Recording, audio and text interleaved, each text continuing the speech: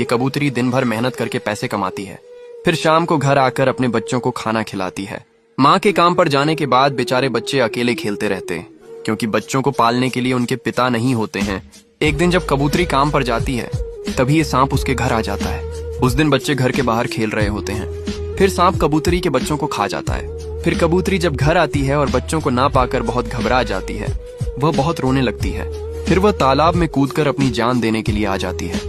तभी वहाँ वही सांप आ जाता है और कबूतरी से बोलता है, अगर ये लोग वीडियो को लाइक और चैनल को सब्सक्राइब करेंगे तो मैं तुम्हारे बच्चे वापस कर दूंगा।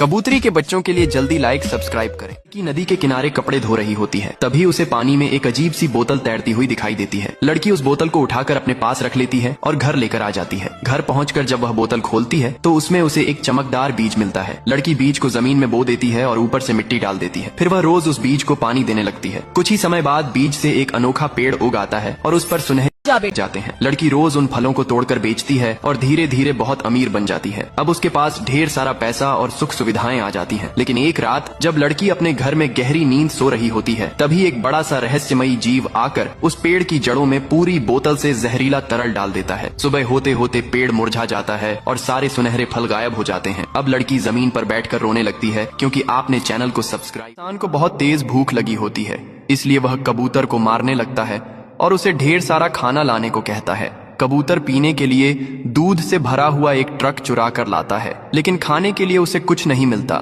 इसलिए बेचारा कबूतर डर के मारे बिस्कुट का पेड़ लगाता है। फिर कबूतर उसमें दूर दूर से पानी लाकर डालता है। अगले दिन पेड़ बड़ा हो जाता है और उस पर ढेर सारे बिस्कुट लग जाते हैं। कबूतर सारे बिस्कुट तोड़कर दूध के साथ ट्रक में भरकर किसान के पास लेकर आता है।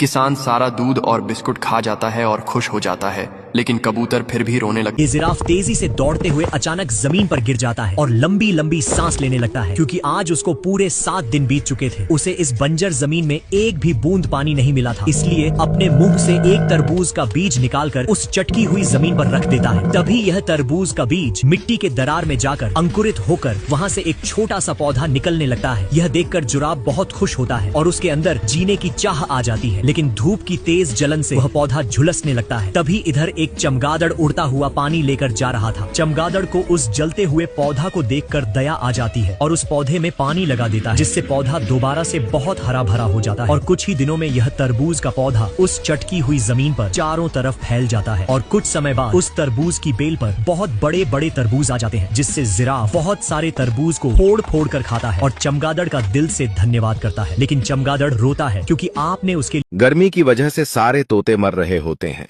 ये बड़ा तोता और उसका बच्चा सबको बचाने की सोचते हैं। पहले वो पानी का तालाब खोदते हैं। सब तोता पानी पीकर अपनी प्यास बुझाते हैं। फिर बड़ा तोता दूर से बर्फ लेकर आता है, तो ये छोटा तोता भी खूब मेहनत करता है। दोनों मिलकर बर्फ का ठंडा घर बनाते हैं। फिर सब तोता के ठंडे और पुरस्कून घर बनकर तैयार हो जाते हैं। सब बहुत खुश होते हैं, लेकिन ये छोटा तोता रोता है कि किसी ने लाइक सब्सक्राइब नहीं किया।